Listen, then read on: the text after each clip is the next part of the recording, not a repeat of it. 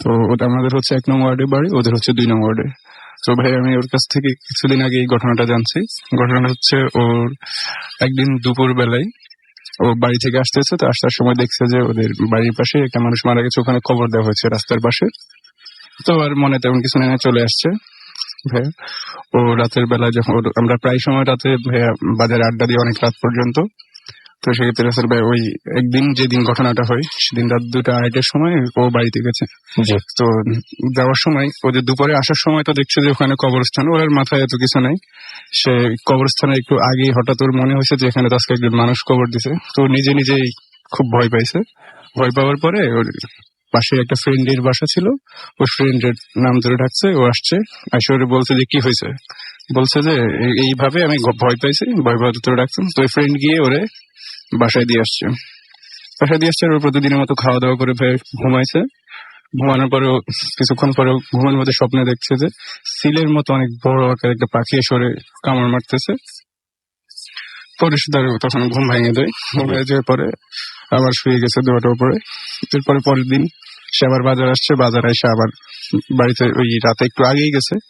যাওয়ার পরে সে বাড়িতে গিয়ে অন্য দিনের মতো খাওয়া দাওয়া করে ঘুমাইছে। ঘুমানোর পরে 2টা-2:30টার সময় ভাইয়া সে আবার আগের রাতের মতো সেম ওই স্বপ্নটা দেখছে যে একটা সিলের মতো আইসা ওরে আঘাত করতেছে। ওর সাথে সাথে উঠে পড়ে ঘুম থেকে। উঠে যাওয়ার পরে তার আম্মারে ডাকছে। তো সে বাথরুমে যাওয়ার কথা বলছে, তার আম্মা উঠছে, হারিকেন নিয়ে উঠছে। ও যেহেতু স্বপ্নে দেখছে জিনিসটা ভয় পেয়েছে, তো হারিকেন নিয়ে ওঠার পর ওর আম্মা উঠানে ছিল, ও বাথরুমে গেছে। ও বাথরুম থেকে বের হয়ে দেখে যে ওর আম্মা উঠানে, গ্রামের বাড়িতে হয়ে পাতা থাকে, তো পাতা নিচ্ছে পাকঘরে, তো অল্প কিছু পাতা। তো ভাবছে ওর আম্মা তো উঠানে, ও আবার স্মোক করে ভাইয়া। আচ্ছা, তো পরে ও ঘরে চলে আসছে। আসার পরে ও ওখানে একটা সিগারেট ধরাইছে, খাওয়ার পর 10-15 মিনিটের মধ্যে একটা সময় হয়ে গেছে। একটু ওয়েট করেছে ওইখানে, মানে সময় গেছে। হ্যাঁ, সময় যাওয়ার পর ও ভাবছে যে ওর আম্মা এখনো আসতেছে না। তো আবার ওর রুম থেকে ও বাইরে গিয়ে দেখে যে ওর আম্মা এখনো পাতা নিচ্ছে। আচ্ছা, খুব পরে দেখতেছে যে মানে ও জিনিসটা বুঝছে যে ও যেহেতু ভয় পেয়েছে, ওর আম্মারা যাই বলতেছে আম্মা তুমি এখনো কি করো এখানে। পরে ওর আম্মা ও যখন যাই ধরছে, ওর আম্মা একটু ফাল দিয়ে উঠছে। ওঠার পরে বলতেছে তুই কখন আসছস। ও বলতেছে আমি তো অনেকক্ষণ আগেই বের হয়েছি, তুমি তো এখনো পাতা নিচ্ছ, আর যে কয়টা পাতা ওগুলো অল্প পাতা, একবারে নিলেই হয়। তো পরবর্তী ও বুঝছে যে ব্যাপারটা, যে ভয় পাইছে ও জিনিসটা, তো ওর আম্মা নিয়ে ঘরে চলে আসছে। আসার পর ওর মতো শুইছে, ওর আম্মার রুমে চলে গেছে। পরবর্তী আবার শোয়ার পরে আবার সেম ওই স্বপ্নটা দেখছে যে ওই যে পাখির চিলের মতো অনেক বড় পাখি এসে ওরে আঘাত করতেছে। পরবর্তীতে আবার ঘুম ভেঙে যাওয়ার পরে ও আবার উঠে গেছে। উঠে যাওয়ার পরে ও জানলাটা খুলছে, যে একটু গরমও লাগছে এই কারণে সে জানলাটা খুলছে। খোলার পরে ও দেখতেছে যে জানলা যখন খুলছে ভাইয়া, সে দেখছে যে কালো কিছু একটা এখান থেকে সরে গেছে। সে ভাবছে হয়তো কোনো মানে শুয়ে আবার উঠছে, তো সে কারণে হয়তো চোখের ভুল হতে পারে। সে জানলার পাশে গিয়ে দেখে যে সত্যি সত্যি কালো, খুব মানে কুৎসিত চেহারা একটা কিছু দাঁড়ানো। সে খুব ভয় পাইছে। ভয় পাওয়ার পরে খুব চিৎকার করছে। চিৎকার দেওয়ার পরে তার আম্মা আব্বা চলে আসছে। সে বলতেছে কি হয়েছে, তো বলতেছে যে এই ঘটনা আমি এইভাবে দেখছি। তো পরে ওই দিন রাতে ওরা একা ঘুমাইতে জানে, ওর ভাইরে দিছে, ওর সাথে শুইছে। শোয়ার পরে পরের দিন সকালবেলায় তো ওর আব্বা হয়তো শুনছে যে তার আম্মার সাথে কি হয়েছে, তার সাথে কি হয়েছে। হওয়ার পরে ওরা আমাদের ওখানে কারি হুজুর নামে একজন হুজুর আছে, এবার এইসব ব্যাপারে ঝাড়পু এগুলো করে। তো পরে ওনার কাছে গেছে। তো ওনার কাছে যাওয়ার পরে উনি বলছে যে ভয় পাইছে কবরস্থানের কারণে, আর ওই রাস্তাটা ভাইয়া অনেক খারাপ একটা রাস্তা। আচ্ছা, তো পরবর্তীতে হুজুর ওর একটা তাবিজ দিছে, আর বলতে ভয় পাওয়াতে ওরা আরো ভয় লাগানোর জন্য এমন করতেছে। তো বলছে একটা তাবিজ দিছে, এই তাবিজটা যেন না হারায়, তাবিজটা যদি হারায় তাহলে তার ক্ষতি হইতে পারে। তো মোটামুটিও আসছে। আসার পরে 4-5 দিন ওই তাবিজটা তার সাথে ছিল। আর এই 4-5 দিন আর একা বাজার থেকে এখন আর যায় না। আর আগে যেরকম 2টা-2:30টার সময় যাইতো, এখন আর সে 11টা, 11:30 এই সময় চলে যায়। তো ভাই এই সময় যে সে যে যায়, সে আর একা তো যায় না, 2-3 জন সাথে থাকে, অথবা সে একা আর 1-2 জন থাকে। তো সেই যাওয়ার পথে দেখে যে বিভিন্ন যে রাস্তার মোড় অথবা আপনার বাঁশঝাড় এইসব স্পেস গুলোতে হয়তো একটা কুকুর যায়, ও দেখে আর কেউ দেখে না। একটা বিড়াল যায়, অথবা কিছু কিছু বাঁশঝাড়ের সময় বাঁশ শুয়ে থাকে। ওর সাথে বলতেছে যে দেখ বাঁশটা শুয়ে আছে, কই কোনো তো বাঁশ শুয়ে নেই। ওই দেখে, কিন্তু সাথে যে আসে সে আর দেখে না। এইভাবে ওর সাথে আবার এরকম কয়েকদিন হয়। পরে আবার ওই কারি হুজুরের কাছে যায়। যাওয়ার পরে কারি হুজুরি বলতেছে তাবিজটা কই। তো বলতেছে মানে হাতে আবার বলতে পারে না তাবিজটা যে হারাই গেছে। আবার একটা তাবিজ দেয়। তো আর বলছে খুব সাবধানে রাখতে হবে এই তাবিজটা, না হলে ওর অনেক বড় ক্ষতি হতে পারে। তো এগুলোর পরে সেই তাবিজটা মোটামুটি থাকে। তো এরপর থেকে ভাইয়া ওর প্রতি অন্য সময় এমন হতো না, খাওয়া দাওয়া করে শোয়ার পর ওর বাথরুমে যাওয়া লাগতো না, কিন্তু এই ভয়টা পাওয়ার পর থেকে ওর প্রতিদিন খাওয়া দাওয়া করে শোয়ার 1-1.5 ঘন্টার মধ্যে ওর কিন্তু বাথরুম ধরে বা বাথরুমে যাইতে হয়, এই সমস্যাটা হয়। তো মোটামুটি সেটা হয়তো টেনশনে হয়, বাট জিনিসটা যে তিনি এক্সপেরিয়েন্স করেছেন এটাই সবচেয়ে বড় কথা। তো এটা ছিল আপনার স্টোরি, রাইট? জি, জি। থ্যাংক ইউ সো মাচ আপনার ঘটনার জন্য, আপনাকে অনেক অনেক ধন্যবাদ। এবং আমি অলরেডি দেখতে পাচ্ছি আমাদের এখানে আশিক চাঁপাইনবাবগঞ্জ থেকে লিখেছেন যে ফার্স্ট স্টোরিটা মোটামুটি ভালো। জুয়েল আমাকে লিখেছেন তাহিরপুর থেকে, হাউ আর ইউ? আমি সবসময় ভালো থাকি এবং সবসময় ভালো থাকি। আলমগীর মিরপুর 14 থেকে আমাদের সাথে আছেন। আর রান্তু আমাদের সঙ্গে আছেন জয়পুর হাট থেকে। কিবরিয়া ময়মনসিং থেকে আমাদের সঙ্গে আছেন, এবং আমাদের সঙ্গে আছেন মেজবাহ, আমাদের সঙ্গে আছেন নাফিস ময়মনসিং থেকে, আমাদের সঙ্গে আছেন সুহানুর রহমান সোহাগ, এবং আমাদের সঙ্গে আছেন দেখতে পাচ্ছি মনিরা জাহান মুন্নি ফ্রম কাপাসিয়া, এবং আমাদের সঙ্গে আছেন দেখতে পাচ্ছি তুষার চিটাগং থেকে ডিও রাসেল ভাই। আপনি কেমন আছেন? আমি সবসময় ভালো থাকি এবং সবসময় ভালোর দলে। আমাদেরকে খুলনা থেকে আনোয়ার এবং তার ওয়াইফ আফরিন SMS করেছেন। মেহেদি আমাদেরকে চাঁপাইনবাবগঞ্জ মহানন্দা নদীর ধারে তারা শুনছেন সেটা জানিয়েছেন। এবং পিউল আমাদেরকে লিখেছেন বাগেরহাট থেকে, এবং তিনি লিখেছেন ভালো ঘটনা। রিয়াজুল ইসলাম লাদিন আমাদের লিখেছেন ভয় না পেলে ঘুম আসে না। আমাদেরকে মামুন লিখেছেন যে কেমন আছো? আমি সবসময় ভালো থাকি, সবসময় ভালো থাকি। হাসান খান বিশ্বনাথ সিলেট থেকে লিখেছেন আমাদের সাথে, এবং তিনি এবং তার চাচা মকবুল তারা একসাথে শুনছেন এই মুহূর্তে। তামিম চিটাগং থেকে লিখেছেন আপনি মেটাল গান শোনেন? Of course I do. আমাদেরকে ফারুক SMS করেছেন, এবং আমাদেরকে রবিন SMS করেছেন, এবং আমাদেরকে SMS করেছেন দেখতে পাচ্ছি খুলনা থেকে। আচ্ছা, আবারও এবং তিনি বলছেন ইমেল বেশি ভালো লাগে। আনোয়ার এবং তার ওয়াইফ আফরিন লিখেছেন। আমরা ইমেলে যাব। তন্ময় লিখেছেন বাবা মা ভূত FM শুনতে মানা করেছে, তবুও লুকিয়ে লুকিয়ে শুনছি। না, এটা তো ঠিক না। যদি মানা করেন তাহলে ফার্স্ট অফ অল আপনি একটা কাজ করতে পারেন, তাদেরকে বলতে পারেন যে শুনতে কেমন লাগে। শুক্রবার একটা দিন যদি আপনার পড়াশোনা বা এরকম কোনো কিছু থাকে, তাহলে যদি মা বাবা বলেন তবে সেই কথাটা মেনে নেওয়াটাই সবচাইতে বেশি ভালো আমার মনে হয়। এবং আমিও সেটাই বলবো, যদি আপনার পড়া থাকে পরের দিন, বা আপনার যদি কোনো এক্সাম থাকে, তাহলে ডেফিনেটলি আপনার অ্যাভয়েড করা উচিত। যদি মনে করেন যে অন্য কোনো কারণে, দেন আপনি আপনার বাবা মাকে শোনাতে পারেন এই এপিসোড গুলো। আই হোপ যে তারা অপছন্দ করবেন না। আমাদেরকে ফুর্তি থেকে লিখেছেন আমি প্রতীক ঘটনা ভালোই লাগছে। তানভীর বগুড়া থেকে লিখেছেন ফার্স্ট টাইম লাইভ শুনছি। ও ওয়েলকাম টু ভূত FM তানভীর। আমরা বগুড়ায় আমরা আসলে যাওয়ার জন্য চিন্তা ভাবনা করছি। কামনা শেখপুর থেকে লিখেছেন আরো সুন্দর সুন্দর গল্প তো ভাই পাওয়া যায় না আমাদের এখানে সব ঘটনা। রিওয়াদ আমাদের SMS করেছেন, রিদওয়ান আমাদের SMS করেছেন মাইজদি নোয়াখালী থেকে। তিনি এবং তার ভাই একসাথে আজকের ভূত FM শুনছেন। মারিয়াম আমাদের সাথে আছেন, তিনি বলছেন যে তিনি অ্যাডিক্টেড ভূত FM এর ব্যাপারে। আমাদেরকে জয় সরকার লিখেছেন কেমন আছেন? আমি সবসময় ভালো থাকি, সবসময় ভালো থাকি। রূপা খুলনা থেকে লিখেছেন ভাইয়া অনেক ভয় লাগছে। জিহাদ আমাদের সঙ্গে SMS করেছেন, আমাদের সঙ্গে আশিক সহ আরো অনেকে।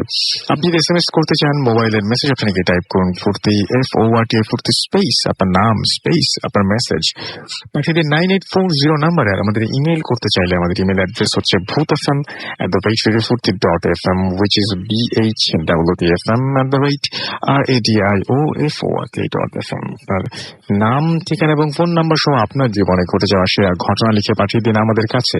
ঘটনার শুরুতে অবশ্যই উল্লেখ করুন যে ঘটনাটি আপনি স্টুডিওতে এসে শেয়ার করতে চান, নাকি আপনি চান আপনার ঘটনা আমরা পড়ে শোনাই। যারা দেশের বাইরে রয়েছেন তারা তো অডিও ক্লিপ পাঠিয়ে দিতে পারেনি। আমাদের দুটো ফেসবুক পেজ রয়েছে, www.facebook.com/radio.furti and www.facebook.com/bhutfm.russell।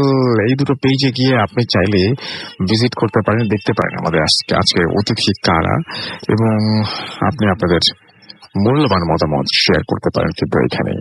তো আমি এখন পরবর্তী ঘটনায় যাব। এই ঘটনাটি আমি আগেই বলেছি, একটা ইমেইল, এবং সেই ইমেইলটা আমি এখন পড়তে চাই। খুবই অদ্ভুত একটা ইমেল। আপনারা বিশ্বাস করবেন কিনা, একটু মন দিয়ে শুনবেন। এবং আমি প্রথম যে স্টোরিটা, সেই স্টোরিটা খুব অদ্ভুত ছিল। আপনি অনেক কিছু মিস করেছেন। জানালার পাশে দেখা যায় ওই জিনিসগুলো বললেন না আপনি এখনো। তখন আপনি বেশ নার্ভাস ছিলেন বোধহয়, দ্যাটস ওয়াই আপনি এগুলো মিস করেছেন। It was a beautiful story, you know, but somehow আমরা মিস করেছি ওই জায়গাগুলো। I will try to come back again with আমাদের ফার্স্ট যে ইয়ে আছে। আচ্ছা, দেখা যাক। যাই হোক, আমি এখন যেটা করব, আমি এই ইমেলটা পড়বো।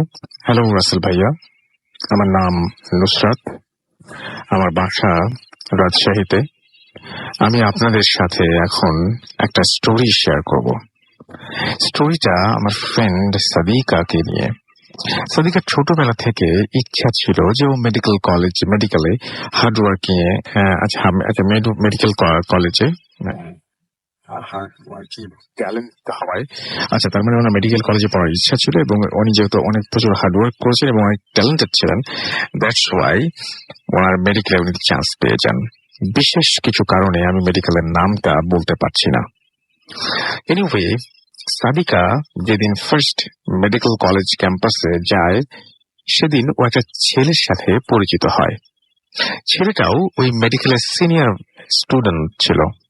সাদিকা ওকে ভাইয়া বলে ডাকতো। পরের দিন ভাইয়া সাদিকাকে পুরো ক্যাম্পাস ঘুরে দেখাতে চায়। সাদিকাও ঘুরতে রাজি হয়।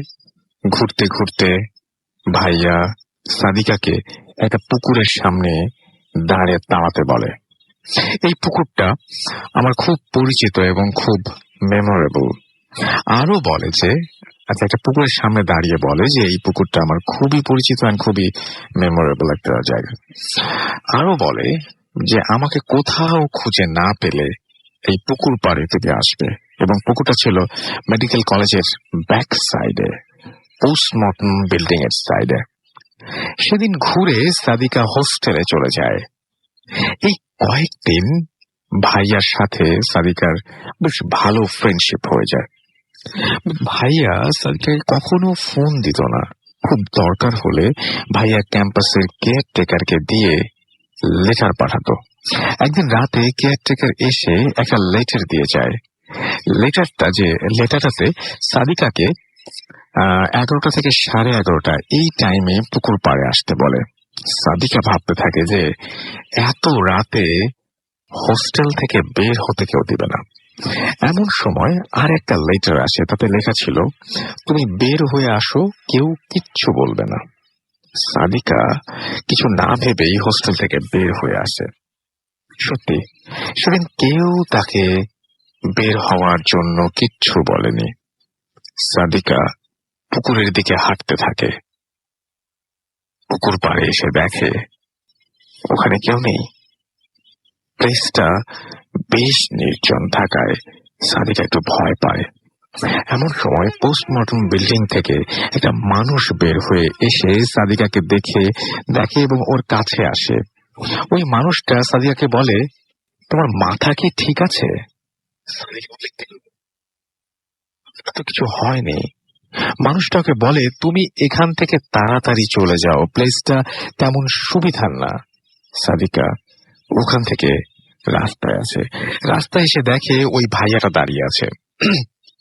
সাদিকা খুব রাগ হয় এবং ভাইয়ার কাছে গিয়ে খুব বকাবকি করে।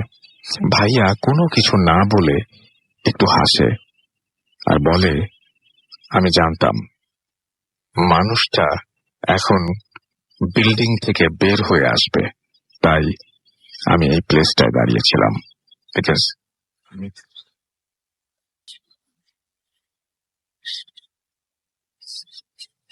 দেওয়া যাবে না। শুনতে চাই। ভাইয়া সাদিকার হাতটা ধরে পুকুর পাড়ের সিঁড়িতে নিয়ে যায়। পুকুর পাড়ে যাওয়ার পর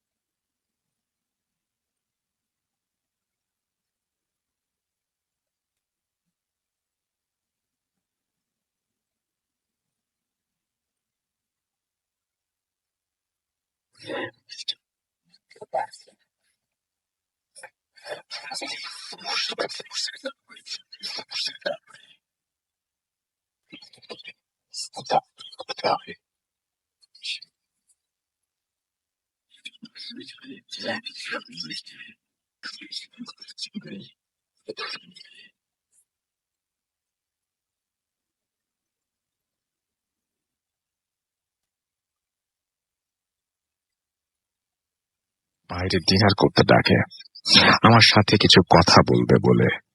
আমি কিছু মনে না করে চলে যাই এন্ড মেয়েটার ভাইয়ার সাথে দেখা করতে যাই। দেন আমি ডিনার শেষ করে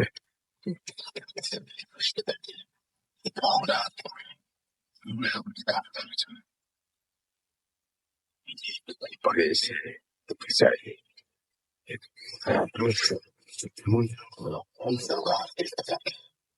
কিছুক্ষণ পর আমাকে কিছু মানুষ মেডিকেলের দিকে যাওয়ার জন্য ট্রাই করে, বাট আমি এখানেই মারা যাই।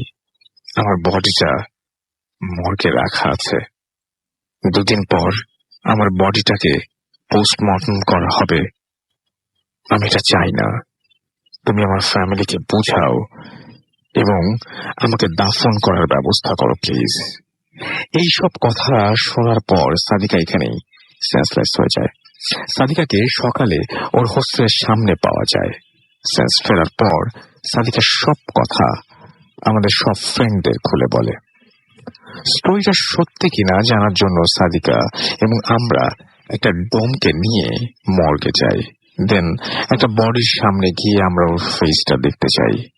দেখার পর সাদিকা ভয়ে খুব কাঁদতে থাকে আর বলে এটাই সেই ভাইয়া। এন্ড সাদিকা আবারও সেন্সলেস হয়ে যায়।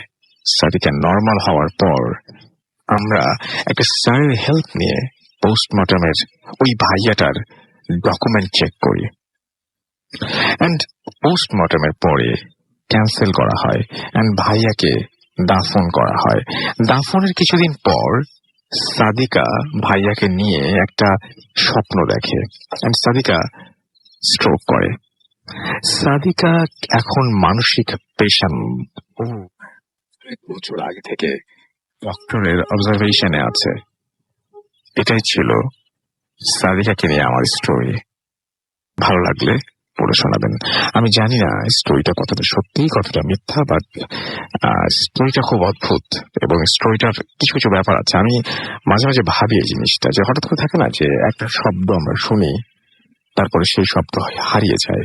একটা মানুষকে আমরা দেখি 1 মুহূর্তের জন্য, তারপরে সেই মানুষটাকে আর কোথাও খুঁজে পাওয়া যায় না। এখন যদি হয় যে আমাদের এই ওয়ার্ল্ড আর প্যারানর্মাল ওয়ার্ল্ড দুটো হয়তো একই ভাবে একই সমান্তরালে চলছে, আমরা ওটা বুঝতে পারছি না। মানে আমরা তো মাত্র 3টে ডাইমেনশন দেখতে পাই, রাইট? তো আমরা হয়তো প্যারানর্মাল ওয়ার্ল্ডের কোনো কিছু উপলব্ধি করতে পারছি না, বাট এটা তো আছে। আপনার চারপাশে তো অনেক কিছুই আছে। আপনার চারপাশে গ্রামীণ ফোনের নেটওয়ার্ক আছে, রেডিও ফুক্তির নেটওয়ার্ক আছে। এখন ব্যাপারটা হচ্ছে আপনি তো এগুলো উপলব্ধি করতে পারেন না, কিন্তু আপনি যখন কানেক্টেড হন তখন তো আপনি বুঝতে পারেন যে এই ঘরের মধ্যে নেটওয়ার্ক আছে, তাহলে আপনি শুনছেন কিভাবে, রাইট? আপনার ঘরের মধ্যে আপনার ওয়াইফাই কানেকশন আছে এবং তার নেটওয়ার্ক আছে, তো আপনি সামহাও কানেক্টেড হতে পারেন না। কখনো কখনো কি এরকম হয়, আমার মাঝে মাঝে মনে হয় যে ওই ওয়ার্ল্ডের সাথে আমরা কানেক্টেড হয়ে যাই, এই জন্য অদ্ভুত কিছু দেখে ফেলি। আবার যখন ওই ওয়ার্ল্ড থেকে রিয়েল ওয়ার্ল্ডে ফিরে আসি বা বর্তমান ওয়ার্ল্ডে ফিরে আসি, তখন আর দেখতে পাই না, তখন সবকিছু নর্মাল লাগে। এই মুহূর্তে জিনিসটা আমি দেখলাম, এই মুহূর্তেই আবার তার পর মুহূর্তেই সেই জিনিসটা সেখানে নাই। তখন আমরা বলি যে একটু আগেই এই মানুষটা এখানে ছিল, একটু আগেই এই মানুষটাকে এখানে যেতে দেখেছি, হাঁটতে দেখেছি, একটু আগেই জানালার সামনে একটা কালো ছায়া ছিল, একটা কালো অভাব ছিল। এবং আমি যখন ভয় পেয়ে জানালা বন্ধ করে দিই, খুলে দেখি সবকিছু ঠিক। কে জানে ওই মুহূর্তের জন্য, ওই সময়টার জন্য আপনি ওই ওয়ার্ল্ডের সাথে সামহাও কানেক্টেড হয়ে গিয়েছিলেন। হতেই তো পারে, ভাই। কি মনে হয় আপনার? জানি আমাকে এসএমএস করতে পারেন। আমি ডেফিনেটলি এসএমএস করে পড়তেও চাই। জানি আমাকে এসএমএস করতে পারেন। ফেসবুকে আমরা এই ব্যাপার নিয়ে শেয়ার করতে পারি। এবং আপনার যদি মনে হয়, আপনি জাস্ট 1 মুহূর্ত চিন্তা করুন। আমরা একটা ছোট্ট ব্রেক নিয়ে ফিরে আসবো এর মধ্যে, এবং চিন্তা করুন আপনারা যে সেই প্যারানর্মাল ওয়ার্ল্ড, প্রত্যেকটা মানুষের প্যারানর্মাল ওয়ার্ল্ড হয়তো কাছাকাছি হলেও একরকম হবার সম্ভাবনা কম। আপনারা কিন্তু আমাদেরকে ইমেল করে জানাতেও পারেন যে যেই মুহূর্তে আপনি প্যারানর্মাল ওয়ার্ল্ডের কথা চিন্তা করেন, যেই মুহূর্তে মানুষের একটা আলাদা ভয়ের জগৎ আছে, যখন সে চিন্তা করে, ভয় পায়, তখন সেই জগতে প্রবেশ করে এবং প্রত্যেক মানুষের, কোনো মানুষের জগতের মধ্যে খালি মৃত মানুষ, কোনো মানুষের জগতের মধ্যে শুধু সাপ, কোনো মানুষের জগতের মধ্যে শুধু অন্ধকার, কোনো মানুষের জগতের মধ্যে শুধু কবর, কোনো মানুষের জগতের মধ্যে হয়তো কিছুই নেই, শুধু শূন্যতা। তো এই ব্যাপারগুলো ঘটেই প্রত্যেকটা মানুষের। ভয়ের জগৎ বা আপনার প্যারানর্মাল ওয়ার্ল্ড, এটা নিয়ে আপনি যদি চিন্তা করেন, কি কি চিন্তা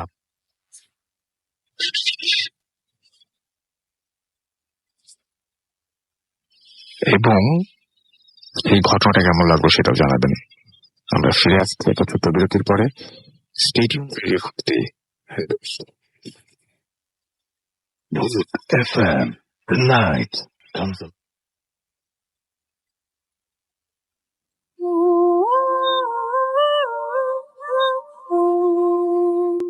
ব্যাক শুনছেন সবসময় ভিডিও 48.2 FM। আমি রাসেল আছি, সাথে আমার সাথে রয়েছে মাসুম ভাই এবং আজকের অতিথিরা। আর এই মুহূর্তে আমি দেখতে পাচ্ছি যে আমাদেরকে আরিফিন রিমন SMS করেছেন রাজশাহী থেকে যে ভাই, আমি আমার ফ্রেন্ডরা ওই পুকুর পাড়ের মাঠে ক্রিকেট খেলি। স্টোরিটা আগেও শুনেছি, অনেক ভয়ের। সো এখন আপনার কি বলার আছে? লামিয়া এলিফ্যান্ট রোড থেকে লিখেছেন যে স্টোরিটা অসম ছিল, খুবই ডিফারেন্ট ছিল। Thank you very much. আমাদেরকে রাজ্জাক SMS করেছেন। আমাদেরকে মাসুদুর লিখেছেন যে ঘটনাটা ভালো লাগলো। আমাদেরকে আবির এবং তার ওয়াইফ মিষ্টি লিখেছেন শুনছি ভূত FM বাঁধন বগুড়া থেকে লিখেছেন যে বগুড়াতে কবে আসবেন? আমরা খুব তাড়াতাড়ি আসবো। আমাদেরকে মাহিন লিখেছেন যে আপনার ফ্যামিলি কি বলে ভূত FM, আমার ফ্যামিলি কি বলে ভূত FM সম্পর্কে, ভয় পায়। বাপ্পি আমাদেরকে SMS করেছেন, আমাকে যারা আমার ফ্যামিলি এবং আমার ফ্রেন্ডস তারা বলে যে ভূত FM ভয় লাগে, এছাড়া আর কিছু না। তো আচ্ছা, আমরা একটা ফোন এসছে আমাদের কাছে, আমরা করেছি আর কি। সেই ফোনে আমরা একটু কথা বলে নিই। আমাদের একজন পুরনো লিসেনার যিনি এই মুহূর্তে মিডল ইস্টে আছেন এবং আমরা সরাসরি মিডল ইস্টে তার সাথে কানেক্ট করবো এখন আপনাদেরকে। হ্যালো, আসসালামু আলাইকুম জুনায়েদ, কেমন আছেন? এই তো ভালো। আসসালামু আলাইকুম আসলে ওয়ালাইকুম আসসালাম। আসলে এই তো ভালো, আপনাদের কি অবস্থা? হ্যাঁ, আমাদের অবস্থা ভালো। তো আমরা আপনার হয়তো পাঠানো একটা অডিও ক্লিপ প্লে করব, তার আগে একটু বলবেন যে এই ঘটনাগুলো আপনারা কিভাবে কালেক্ট করেন, যদি বলতেন আমাদেরকে। বেসিক্যালি আমাদের যেহেতু এটা বেসিক্যালি রিসার্চ, আমরা অনেক রিসার্চ করি। জি, আমরা প্রত্যেকটা সিটি আমরা কিছু লোকাল সাথে দেখা করি, তারপর কিছু প্যারানর্মাল স্পেশালিস্ট। তো আমাদের একটা টিম আছে, লাইক উই আর 5, আমাদের 5 জনের টিম আছে। তো আমরা অনেক রিসার্চ করে জায়গা ফাইন্ড আউট করি, and right, every city has some stories. Right, true. And where do you live, মানে এখন যে জায়গাটা বলেন সেই সিটির নামটা যদি জানতে চাই, what is the name of the city, and আপনার ফ্রেন্ড যারা আছেন তাদের নামও যদি আমি। হ্যাঁ, শিওর। এবং তারা কোন মানে তাদের ন্যাশনালিটি কি সেটাও যদি একটু জানাতে। হ্যাঁ, শিওর, আমি সব বলছি। আমরা এখন আমরা কিন্তু আমরা জেদ্দায় থাকি সবাই। আর আমরা 3 জন বাংলাদেশি আছি, 2 জন বাংলাদেশি বলতে গেলে একজন ইন্ডিয়ান বাই ন্যাশনালিটি। আর আমার নাম জুনায়েদ, এটা সবাই জানেন না আলহামদুলিল্লাহ। আরেকটা ফ্রেন্ড আছে, সে দাড়িওয়ালা, সে খুব রিলিজিয়াস পারসন। আচ্ছা, ও Indian nationality, he is from Hyderabad basically. Indian আর কি, হি ইজ ফ্রম হায়দ্রাবাদ। আরেকটা ফ্রেন্ড আছে, হি ইজ ইজিপশিয়ান। আচ্ছা, আর আরো 2টা ফ্রেন্ড আছে, he is Saudi, by nationality they are Saudi. আরেকটা ফ্রেন্ড বাংলাদেশি আছে, আমার খুব ক্লোজ ফ্রেন্ড।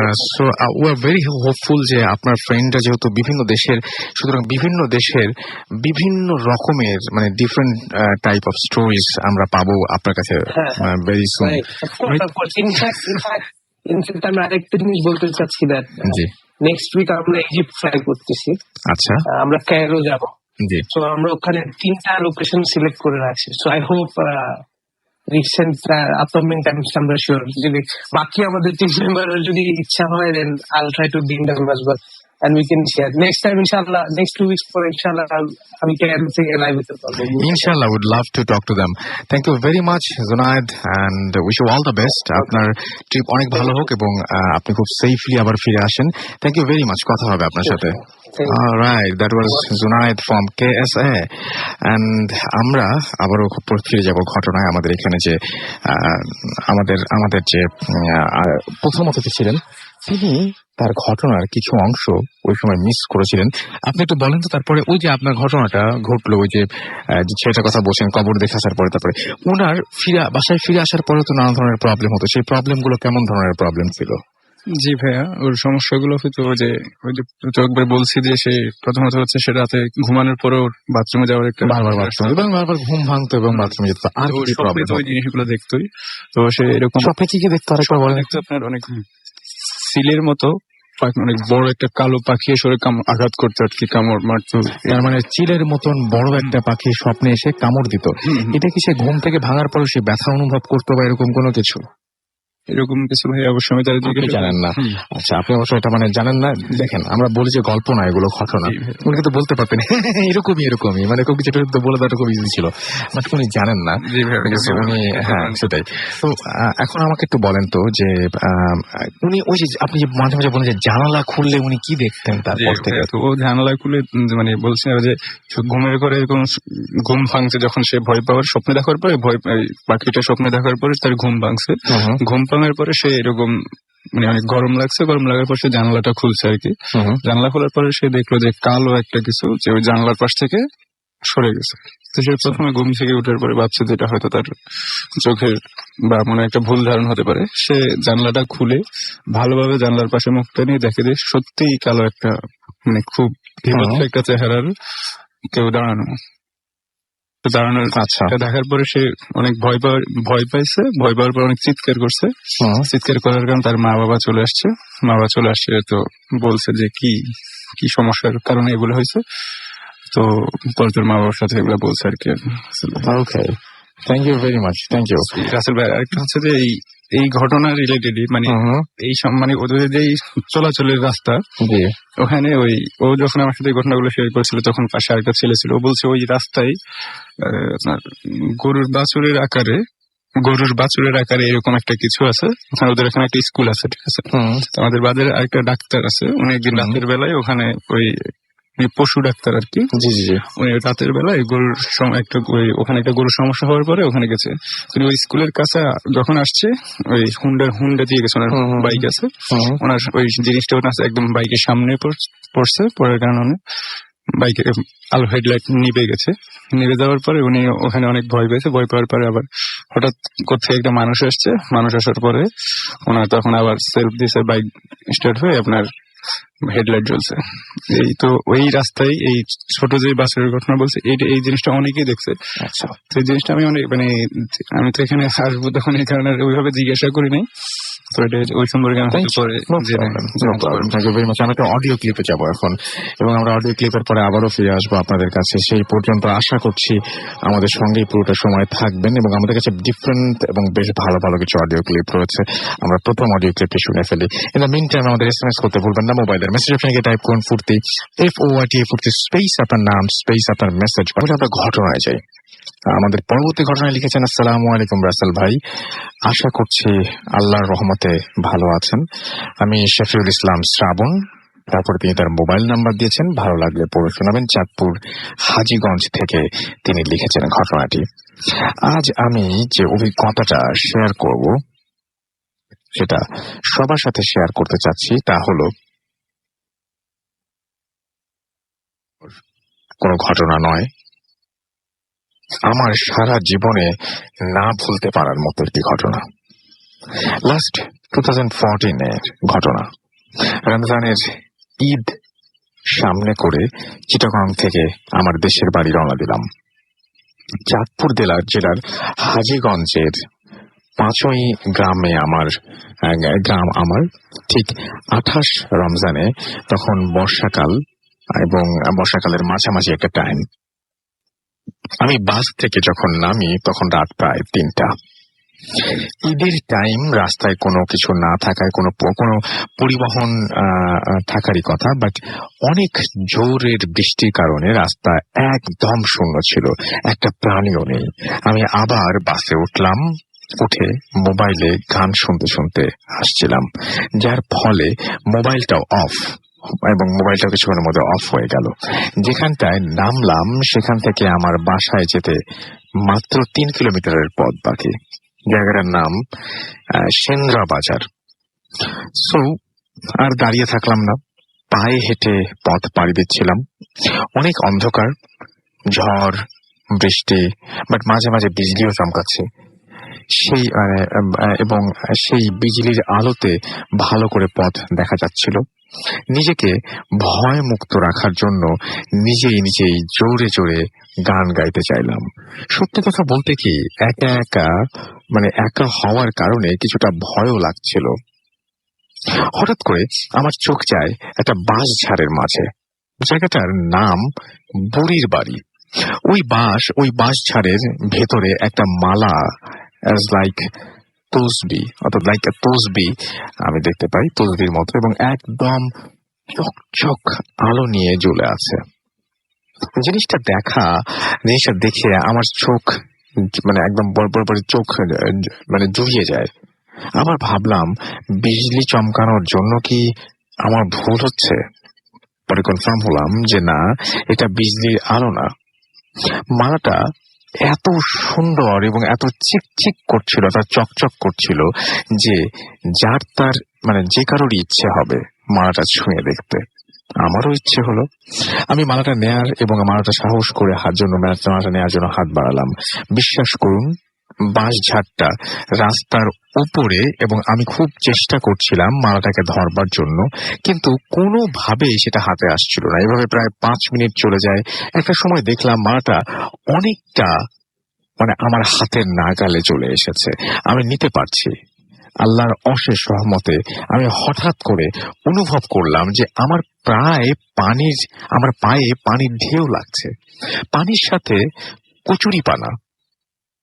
বিশ্বাস করুন, রাস্তা থেকে কম করে হলে 30-40 ফিট ডিস্টেন্স হবে আমাদের পুকুরটার। আমি প্রায় হাঁটু পানিতে নেমে গিয়েছি মালা নেয়ার জন্য। এবার আমি খুব ভালো করে বুঝতে পারলাম যে আজ আমার আর রক্ষা নেই, আমার সাথে খুব খারাপ কিছু ঘটতে যাচ্ছে। আমি আমার বাম হাতটা মালার দিকে রেখে উল্টা দিকে দৌড় দিলাম। এক দৌড় প্রায় 100 মিটারের মতো দৌড় দিলাম। একটা গার্লস স্কুলের সামনে এসে দাঁড়ালাম। ঘটনাটা এখানে শেষ হয়ে যেতে পারত। ঠিক 5 মিনিট পরে একটা হোন্ডার আলো দেখতে পেলাম। অনেকটা স্বস্তি পেলাম। আমি হোন্ডাটার দিকে তাকিয়েছিলাম ওই স্কুলটার সামনে দাঁড়িয়ে থেকে, এবং আশ্চর্যজনক ভাবে ওই হোন্ডাওয়ালা এসে আমার সামনে ব্রেক করলো। আমি কিছু বলার আগে বলল, কে, বুড়ির বাড়ির সামনে কিছু দেখেছেন? আমি তো হতবাক। ভাই, লোকটা 30 সেকেন্ডের মতো হাসলো, তারপর কিছু না বলে চলে গেল। আমি চোখের পাতা খুললাম না, ফেলে খুললাম, লোকটা নেই এবং তার হোন্ডাটাও নেই। পা দুটি রীতিমতো অনেক বেশি ভারী হয়ে গেছে, অনেকটা, এবং এদিকে অনর্গল বৃষ্টিও শুরু হয়ে গেছে। ভয় পাচ্ছিলাম এই জন্য যে বাড়ি যাওয়ার পথে একটা বট গাছ আছে, তাই আর হাঁটলাম না, রাস্তার মাঝেই বসে রইলাম। ভাবলাম যা হবার হবে। হঠাৎ করে দেখি আরো একটা হোন্ডা ঠিক আমার সামনে এসে দাঁড়ালো, এবং আমি তার দিকে তাকাচ্ছিও না। লোকটা 2-3 বার আমাকে ডাকলো। এক সময় সে আমার নাম ধরে বলল, সাইফুল না? দেন আমি তার দিকে তাকালাম। উনি হোন্ডা থেকে নেমে আমার কাছে এসে বলল, কি হয়েছে? আমি ভয়ে কথা বলতে পারছিলাম না, জাস্ট বললাম, বাড়ি দিয়ে এসো। ঘটনাটি ভালো লাগলে পড়ে শোনাবেন। খুব ইচ্ছে ছিল একদিন আপনার সামনে বসে ঘটনাটি বলবো, খুব ইচ্ছে ছিল আপনার সাথে কাজ করব। আল্লাহ হাফেজ, ভালো থাকবেন। Thank you very much. একটা ছোট বিরতি নিয়ে আসি, তারপরে বাকি কথা বলি। Stay tuned for radio Foorti and don't stop the Foorti. Voot FM, the night comes alive.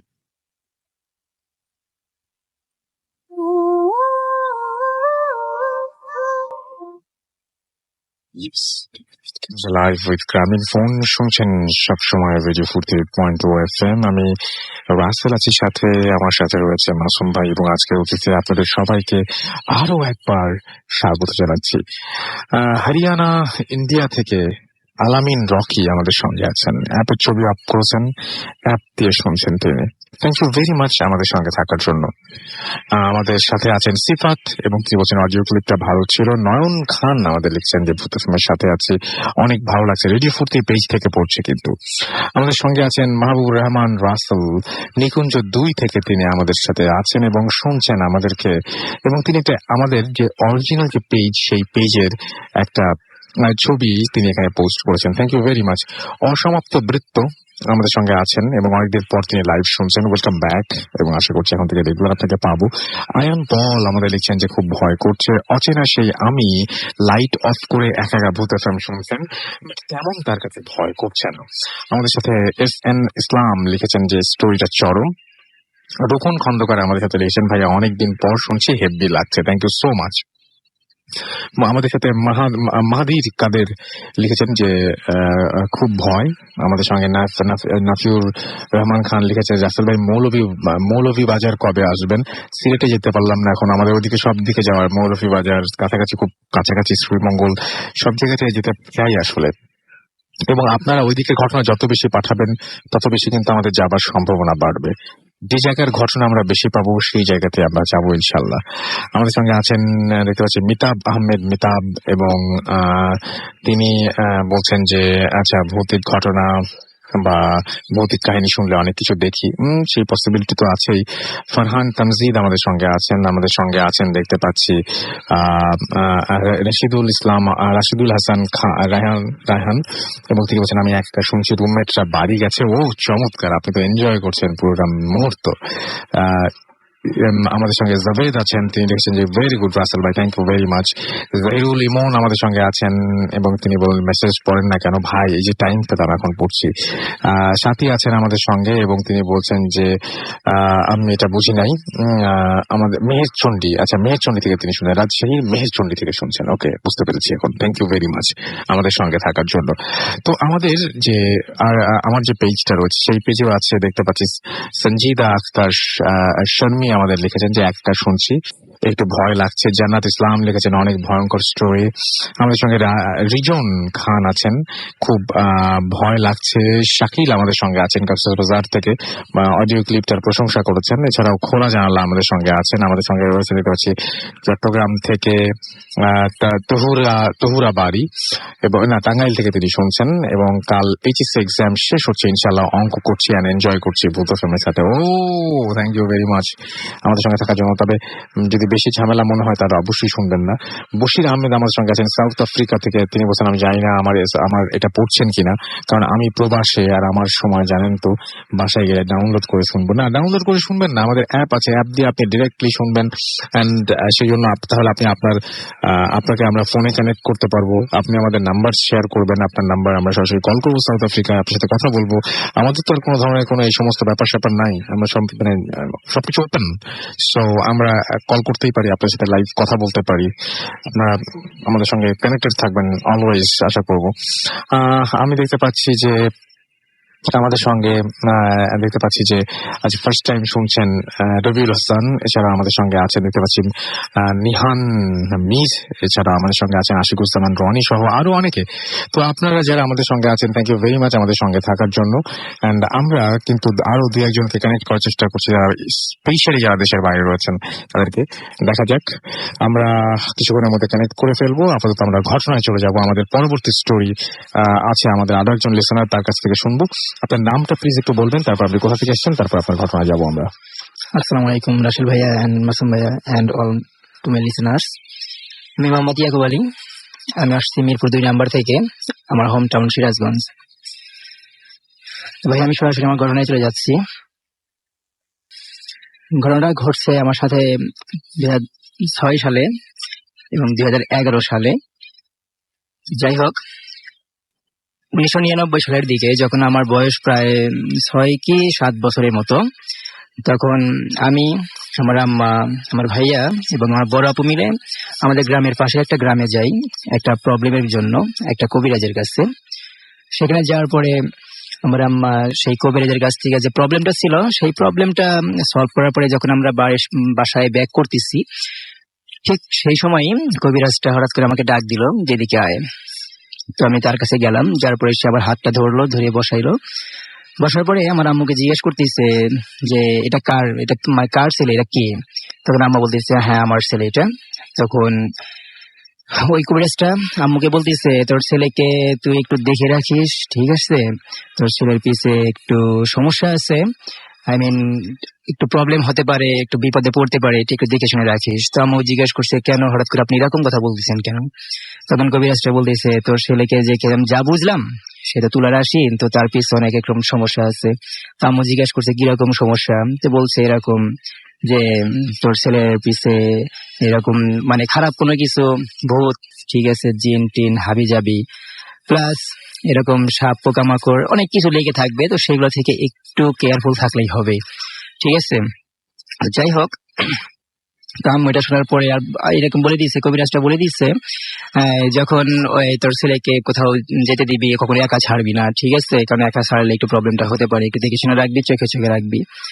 তো যাই হোক, আম্মা আব্বা এবং সবাই আমাকে চোখে চোখে রাখতো, কোথাও একা ছাড়তো না, স্কুলে কখনো একা ছাড়তো না, সঙ্গে নিয়ে যাইতো আসতো।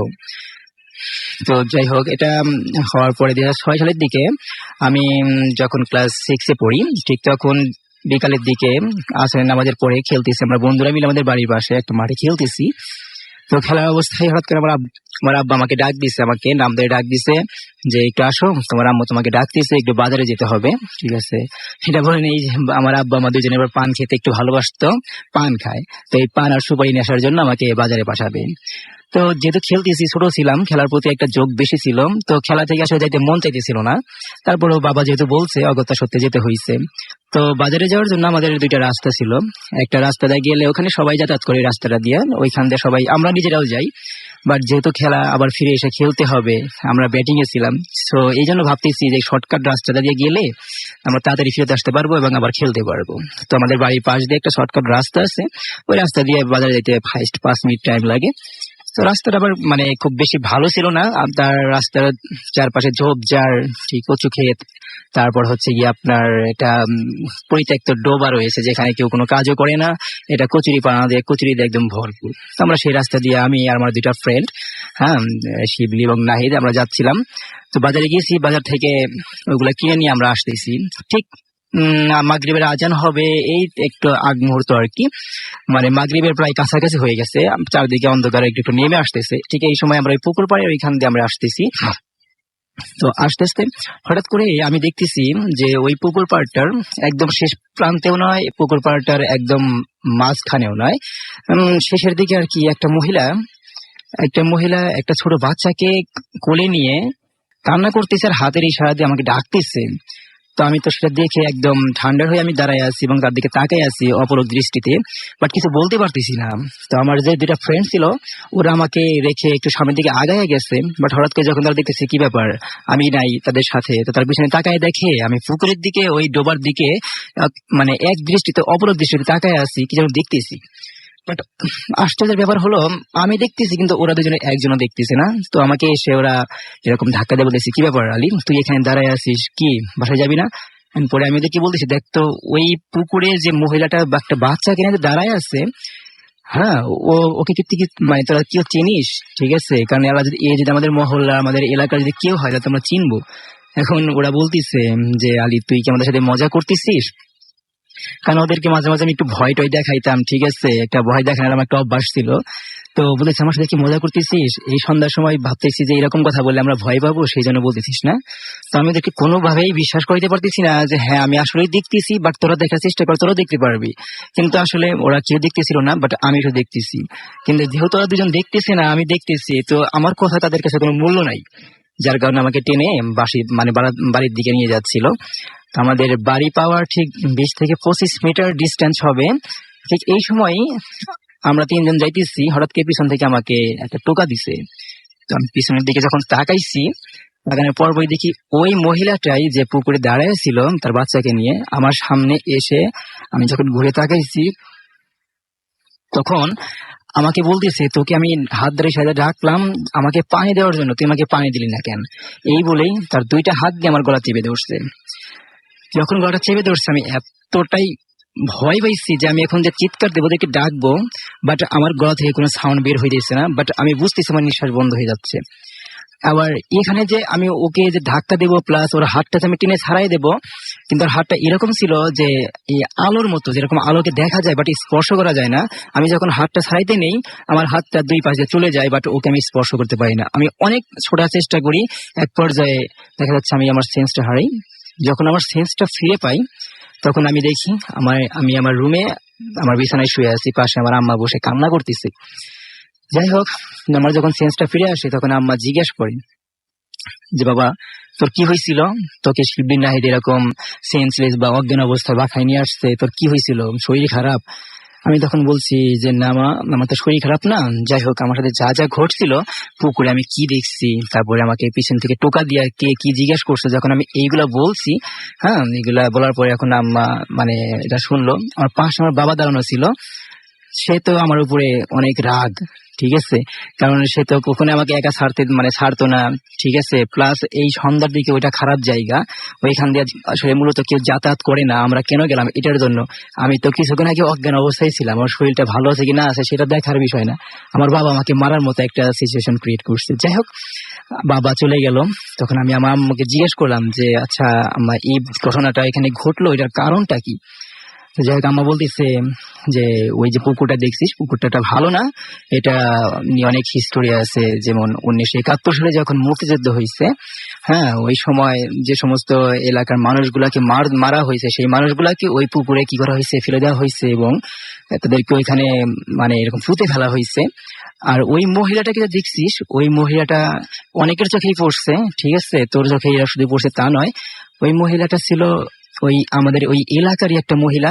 হ্যাঁ, সে গর্ভাবস্থায় ছিল, কিন্তু পাকিস্তানি বাহিনীরা তাকে ওই গর্ভাবস্থায় তাকে অনেক নির্যাতন করে এক পর্যায়ে মেরে ফেলে। কিন্তু মরে যাওয়ার পুরো অবস্থায় পর্যন্ত সে কি করতো, সবার কাছে চিৎকার করে করে ভাঙা গলায় এরকম পানি চাইতো, কিন্তু কেউ পানি নিয়ে এগিয়ে তাকে পানি দেওয়ার মতো সাহস কেউ সাহস দেখাইতে পারে না বা যায় নাই, যার কারণে সে এক পর্যায়ে মারা যায়। এবং এইটাই সে এই রূপটা নিয়ে মাঝে মাঝে সবার চোখে ধরা দেয়, শুধু তোর চোখে ধরা দেয় তা না। যাই হোক, এটা শোনার পরে এরপর আমার সাথে অনেকগুলো কোইন্সিডেন্ট ঘুরেছে, যাই হোক সেগুলো আমি পরবর্তীতে বলবো, এখন বলতে চাচ্ছি না। বাট আমার সাথে লাস্টে যেটা ঘটছে সেটা হচ্ছে 2011 সালের দিকে আমি যখন কলেজে পড়ি, সেই কলেজ ফার্স্ট ইয়ারে একদিন রাত্রে আমি পড়াশোনা করতেছি আমার কলেজের পড়াশোনা নিয়ে। অন্য স্টোরি মনে হয়, না এইটার ভাই। আচ্ছা, যখন পড়াশোনা করতেছিলাম হঠাৎ করে রাত 12:40-41 দিকে আমার একটা ফ্রেন্ড, আমার একটা বান্ধবী আমাকে ফোন করে। যখন ফোন করে তো আমি ফোনটা রিসিভ করি, তার সাথে কথা বলি। তো কথা বলার এক পর্যায়ে রুমের মধ্যে থেকে আমি রুমের বাইরে চলে আসি। রুমের যখন বাইরে চলে আসি, এরকম রুমের বাইরে থেকে আমি একদম বাড়ির বাইরে চলে যাই। তো আসলে গ্রাম অঞ্চলে ভাইয়া, আপনার ঘটনাটা কি সেটা আমরা শুনবো একটু প্লিজ, ঘটনাটা বলেন। হ্যাঁ, যখন ওই বাড়ি যখন বাইরে চলে আসি, তো আমি কথা বলতে বলতে হঠাৎ করে আমি আমার ওই বাড়ির রাস্তাটা থেকে আমি আগাতে আমি গিয়ে আমাদের মেইন রোড, যেটা বলে পাকা রোড, সেই পাকা রোডে গিয়ে আমি এক সময় ওইখানে গিয়ে অবস্থান করি। এবং হাঁটতে হাঁটতে আমাদের বাড়ি থেকে প্রায় 1/2 কিলোমিটার ফাঁকে আমাদের ওই পাকা রাস্তার 3টা রাস্তার একটা মোড় আছে, ঠিক ওইখানে গিয়ে দাঁড়াই, আমি নিজেকে আবিষ্কার করি। বাট আমি যে ওইখানে গেছি, নিজেকে যে ওখানে গিয়ে আবিষ্কার করতেছি, এটা আমার কোনোভাবেই খেয়াল নেই। Thank you very much, thank you. আপনার ঘটনার জন্য আপনাকে অনেক ধন্যবাদ, থ্যাংক ইউ। আমাদের কাছে আরো বেশ কিছু ঘটনা রয়েছে এবং তার মধ্যে আমাদের সাথে কানেক্টেড করে দিচ্ছি আমরা পারভেজ আলমকে ইন্ডিয়া থেকে। আমরা তার সাথে একটু কথা বলবো এবং তারপরে আবার ঘটনায় ফিরে যাবো। হ্যালো, আসসালামু আলাইকুম পারভেজ ভাই, কেমন আছেন? ভাই ভালো আছি রাসেল ভাই। ওকে, ভূত শুনছি, খুব ভালো লাগছে এবং আজকে একটু ভয় লাগছে। অতটা ভয় লাগছে না, কিন্তু আজকে খুব ভয় লাগছে। Thank you very much. রুমের লাইট অফ রেখে শুনছি, খুব ভালো লাগছে শুনতে। ভালো লাগছে, সবসময় থাকবেন। আপনি বলেন আপনি কোন জায়গায় থাকেন, কি অবস্থা, আপনার ঠিকানা, একটু নাম ঠিকানা বলেন। এবং আমি ইন্ডিয়ার মুর্শিদাবাদের বেলডাঙ্গাতে আমি থাকি। আমার নাম পারভেজ আলম, আমার ফেসবুক নাম হচ্ছে ইনোসেন্ট পারভেজ। আচ্ছা, এবং আমি আমার ফ্যামিলির আমি একাই ছেলে, কেউ নেই আমার ফ্যামিলি। আমি আব্বু আম্মু 3 জন আমরা ফ্যামিলির। আচ্ছা, ভূত ফিল্মের লিসেনার কয়জন? ভূত ফিল্মের লিসেনার কয়জন? আপনি একা? আমি ভূত ফিল্মের লিসেনার। আমি ভূত ফিল্ম আমাকে ডাউনলোড করা আমার অনেক ফ্রেন্ডে শুনিয়েছি এবং তারা অনেকেই এখন অনলাইন শুনে। ওকে। তাদেরকে রেডিও ফুটতে আমি অ্যাপস দিয়ে মানে অনেকজনকে শোনাই। না, আপনার ফ্যামিলি মেম্বারদের মধ্যে কয়জন আমাদের লিসেনার সেটা বলছিলাম আর কি। আমি একাই এখন আপনি একা। বর্তমানে। তো যাই হোক, আপনার বন্ধু বান্ধব আমাকে আপনি শোনাচ্ছেন, আমি সেটা শুনলাম, and thank you very much. এবং আমাদের ভালোবাসা, আমাদের শুভেচ্ছা আশা করব যে আপনি আপনার বন্ধু বান্ধব সবাইকে পাঠিয়ে দেবেন। আমাদের অনেক ভালোবাসা আপনাদের প্রত্যেকের জন্য, যারা আপনারা ইন্ডিয়াতে আছেন এবং ইন্ডিয়াতে থাকেন এবং ইন্ডিয়াতে বাস করেন এবং ইন্ডিয়ার সিটিজেন যারা। থ্যাংক ইউ ভেরি মাচ আমাদের সঙ্গে থাকার জন্য। আমরা আসলেই অনেক অনেক অনেক বেশি ভালো লাগা এটা যে আপনারা আমাদের সঙ্গে আছেন এবং অ্যাপ দিয়ে শুনছেন এত রাত্রে কষ্ট করে। Thank you very much. Thank you. তো আমরা কথা বলছিলাম পারভেজ আলম তার সাথে, এবং তিনি কথা বলছিলেন আমাদের সাথে ইন্ডিয়া থেকে। আমাদের সাথে আরো বেশ কিছু ঘটনা এই মুহূর্তে আছে, এবং সেরকম আরো একটি ঘটনা আমি এখন পড়ে ফেলতে চাই। তো এটিও একটি বেসিক্যালি এটা একটি আপনারা পাঠিয়েছেন এরকম একটা অডিও ক্লিপ বলছি, এটা আপনাদের পাঠানো একটা ইমেইল, সেই ইমেইল থেকে আমি পড়বো এবং সেই ইমেইলটাই আপনাদের আমি পড়ে শোনাচ্ছি, অ্যান্ড দেখা যাক কেমন লাগে আপনাদের। তো যাই হোক, আমাদের সঙ্গে যিনি শেয়ার করছেন ঘটনাটি, তার সাথে একটু কথা বলি। বলতে পারি, আরেকজন আমাদের সাথে কথা বলতে চাচ্ছেন। আসসালামু আলাইকুম রাসেল ভাই, আমি সৈয়দ রায়ান আহমেদ খান। কেমন আছেন তা জিজ্ঞেস করলাম না, কারণ আমি জানি আপনি সবসময় আল্লাহর রহমতে ভালোর দলে থাকেন। প্রথমবারের মতো আমি ভূতাশ্রমের কোনো ঘটনা পাঠাচ্ছি বলে ভুল ত্রুটি হতে পারে, যদি হয়ে থাকে মাফ করবেন। ব্যক্তিগত কারণে আমি স্টুডিওতে আসতে পারবো না, তাই আমার ঘটনাটি আপনি পড়ে শোনান। আমি ঘটনায় চলে যাচ্ছি। ঘটনাটি আমি আমার নানা ভাইয়ের কাছ থেকে 2-3 বছর আগে শুনেছিলাম। আমি, আমার আম্মু, আমার নানা ভাই গাড়ি দিয়ে ঢাকা আসছিলাম। পথের মধ্যেই নানা ভাই আমাদের একটি ঘটনা বলেন। ঘটনাটি আমার নানা ভাইয়ের সাথে ঘটে। এটি 1983-84 সালের দিকের ঘটনা। নানা ভাই তখন উপজেলা চেয়ারম্যান। আমি আগেই বলে রাখি, আমাদের বংশের সাথে অনেক ফকির, দরবেশ ও পীরের পরিচয় ছিল। সেই সুবাদে নানা ভাইয়ের সাথে একজন পীর সাহেবের পরিচয় ছিল। তিনি নানা ভাইকে অসম্ভব ভালোবাসতেন। মাঝে মাঝে নানা ভাইকে নিয়ে নিজের বাসায় খাওয়াতেন। একদিন দুপুরে নানা ভাই ভাত খেয়ে ওঠার সাথে সাথেই পীর সাহেব খবর পাঠায় তার কাছে যাওয়ার জন্য। নানা ভাই তখনই তার কাছে যায় এবং যাওয়ার পর পীর সাহেব নানা ভাইকে এক জগ পানি খেতে বলে। নানা ভাই পীর সাহেবকে বলেন, এই মাত্র পেট ভরে ভাত খেয়ে এসেছেন, এক জগ পানি তিনি খেতে পারবেন না। পীর সাহেব বলেন যে এটা তার ভালোর জন্য তিনি বলছেন এবং পানিটি তিনি তাকে এক চুমুকে শেষ করতে হবে। তখন নানা ভাই বলেন যে তো অসম্ভব ব্যাপার, আমি বলছি তুমি পারবে। পীর সাহেব বলেন নানাকে, এবং এই বলে হুজুর নিজেই নানা ভাইয়ের মুখে পানির জগটা দিয়ে দেন এবং নানা ভাই সবটা এক চুমুকে শেষ করে ফেলেন। নানা ভাই আমাদের বলেন যে আমার মনে হচ্ছিল যে আমি পানি পান করছি, সেটা আমার গলায় লাগছে না। এবং সাধারণত পানি পান করার সময় আমাদের গলায় সামান্য লাগে এবং শব্দ হয়। নানা ভাই মনে হচ্ছিল পানি মুখ থেকে সরাসরি পেটের ভেতরে গিয়ে পড়ছে। যাই হোক, পানি খাওয়ার পরে পীর সাহেব নানা ভাইকে হঠাৎ করে বলেন, আমি মারা যাবার পর আমার সমস্ত কাজ আমি এ দায়িত্ব তোমাকে দিয়ে গেলাম। এই কথা শুনে নানা ভাই কিছুক্ষণ চুপ থাকেন। তারপর আবার পীর সাহেব বলেন, আমার জানাজা হবে আমার বাড়ির উঠোনের মধ্যেই। তখন নানা ভাই বলেন, হুজুর আপনার এত সাগরেদ এই সামান্য জায়গায় কিভাবে হবে? আমি বলে রাখি যে উঠানটা 25-30 গজ লম্বা, চওড়া 20 গজের মতো ছিল। নানা ভাইয়ের কথা শুনে পীর সাহেব বলেন, তুমি চিন্তা করো না, হয়ে যাবে। এরপর আর কোনো কিছু না বলে নানা ভাই ওনার বাড়ি থেকে চলে আসেন। এর বেশ কিছুদিন পরে নানা ভাই শুনতে পান ওই পীর সাহেব ইন্তেকাল করেছেন। নানা ভাই পীর সাহেবের কথা মতন সকল দায়িত্ব পালন করলেন, কিন্তু একটা জায়গায় এসে সবার মধ্যে চিন্তা দেখা দেয়, আর সেটা হলো যে উনি অর্থাৎ সেই পীর সাহেবের জানাজার জায়গা নিয়ে অনেকেই নানা ভাইকে জায়গা চেঞ্জ করতে বলেন, কিন্তু নানা ভাই সকলকে বুঝিয়ে বলেন যে পীর সাহেব নিজেই এ কথা বলে গিয়েছেন। প্রচুর লোক পীর সাহেবের জানাজায় সামিল হয়।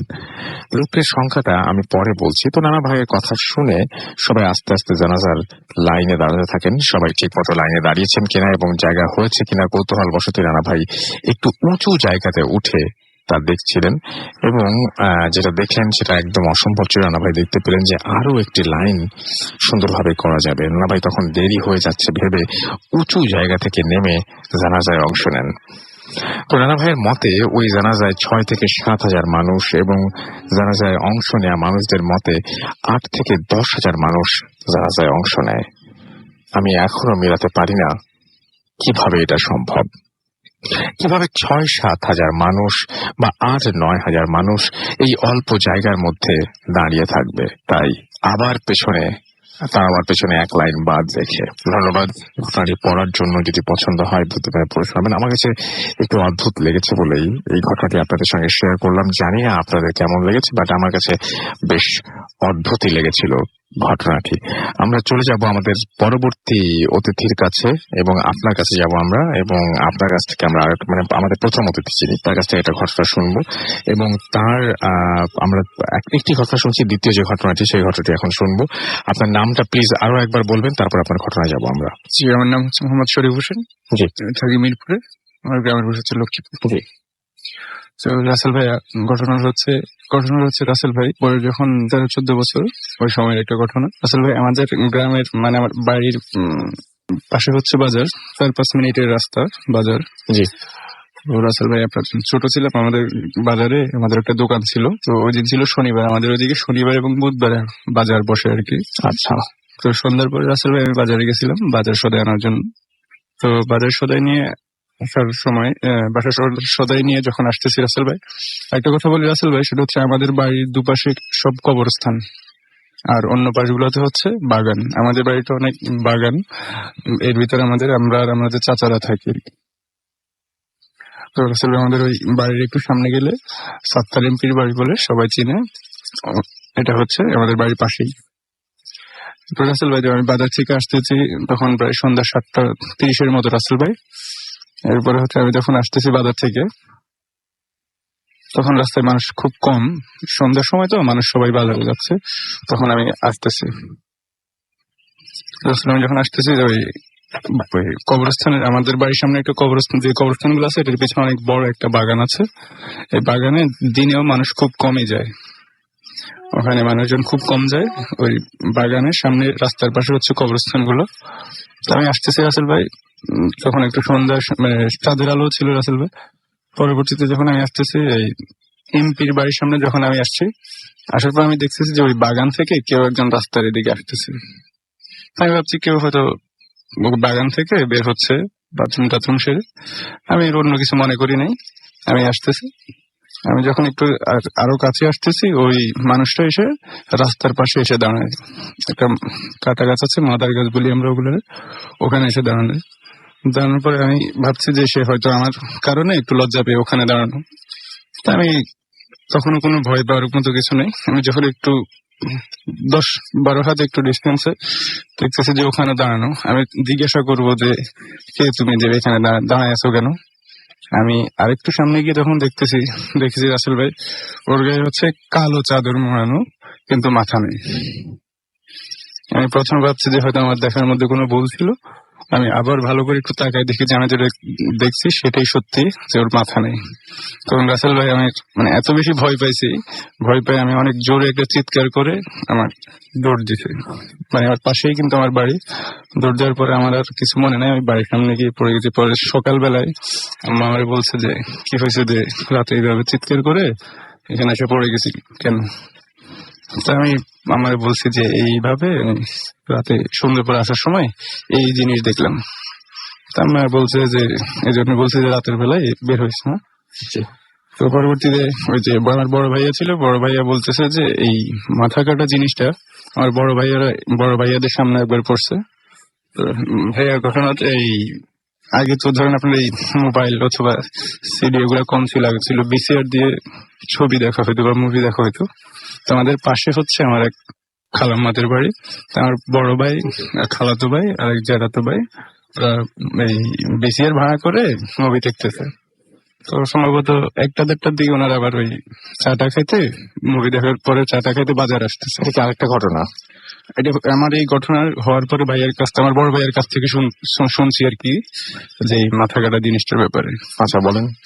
তারপরে ভাইয়া বলছে আর কি ভাইয়া বলছে যে আমরা এরকম না মুভি দেখার সময় যাওয়ার সময় আমাদের বাড়ির এখানেই সেম ওই জায়গাটাতেই এই ওনাদের ওই 3 রাস্তার একটা মোড় আছে আমাদের এখানে মসজিদের এখানে, ওখান থেকে মাথা কাটা জিনিসটা আসতেছে। ওনারা দেখে 3 জন ছিল তো খুব সাহস করে ওনারা দৌড়ে বাজারের দিকে চলে গেছে। বাজার দিকে চলে যাওয়ার পরে আবার অনেকক্ষণ পরে, প্রায় আধা ঘন্টা 1 ঘন্টা পরে ওনারা আবার বাজার থেকে চা খাওয়ার পরে খাওয়া দাওয়া করে আসার সময় আবারও সেম জায়গায় ওনাদের সামনে পড়ছে। পরপর পাশে মসজিদ ছিল, ওনারা পরে মসজিদে ঢুকে যায়। মসজিদে ঢুকে যাওয়ার কিছুক্ষণ পরে ওনারা দেখছে যে জিনিসটা আর নাই, চলে গেছে। পরবর্তীতে আবার মসজিদ থেকে বের ওনারা যখন আবার আসবে ওই খালাম্মাদের বাড়িতে, তখন দেখে যে আবার ওনার পেছন থেকে আসতেছে। পরে ওনারা 3 জন আবার দৌড়ে চলে গেছে। এই বড় ভাই বলছে আর কি যে এই হলো ঘটনা আসলে। ওকে, থ্যাংক ইউ ভেরি মাচ। তো যাই হোক, আমরা আরো একজনের সাথে একটু কথা বলে ফেলি ফোনে, তারপরে আমরা আবারও আপনাদের ফেসবুকে বা অন্য সবকিছুতে করবো। আমরা একটা ছোট্ট কথা বলি আমাদের সাথে। আমাদের সঙ্গে এই মুহূর্তে আছেন আমাদের আরো একজন লিসেনার। আপনার নামটা প্লিজ একটু বলবেন, কোথা থেকে বলছেন? জি, আমার নাম আলামিন ইসলাম ইমন, মালয়েশিয়া থেকে বলছি। মালয়েশিয়ার কোথায় থাকেন আপনি ভাইয়া? জি, মালয়েশিয়ার কুয়ালালামপুরে। কুয়ালালামপুরে কোন জায়গায় থাকেন একটু আমাকে যদি বলতেন। Kuala Lumpur Bandar Baru Ampang. Okay, so thank you very much আমাদের সঙ্গে থাকার জন্য। আপনার কয়জন শুনছেন? আপনি একাই শুনছেন নাকি আপনার ফ্যামিলি বা আপনার ফ্রেন্ডস সবাই মিলে শুনছেন? আমার ফ্রেন্ডরাও শুনতেছে, কিন্তু যার যার রুমে শুনতেছে আর কি। ওকে, সো আপনাদেরকে অনেক অনেক অনেক অনেক ধন্যবাদ আমাদের সঙ্গে থাকার জন্য। এবং মালয়েশিয়ায় যারা আছেন আমাদের বাংলাদেশি ভাই এবং বোনেরা, তাদের সবাইকে অনেক অনেক অনেক অনেক শুভেচ্ছা এবং ধন্যবাদ আমাদের সঙ্গে থাকার জন্য। ভালো থাকবেন ভাইয়া, অনেক ভালো থাকবেন। আপনাদেরকে ধন্যবাদ এত সুন্দর একটা এপিসোড চালু করার জন্য। Thank you very much, thank you. সবসময় লাইভ শুনবেন, ওকে? সবসময় শুনি live. Okay, thank you so much, thank you. আসসালামু আলাইকুম, ভালো থাকবেন। তো আমরা কথা বলছিলাম আমাদের ইমন ভাইয়ের সাথে এবং ইমন ভাই আমাদের সঙ্গে কথা বলছিলেন।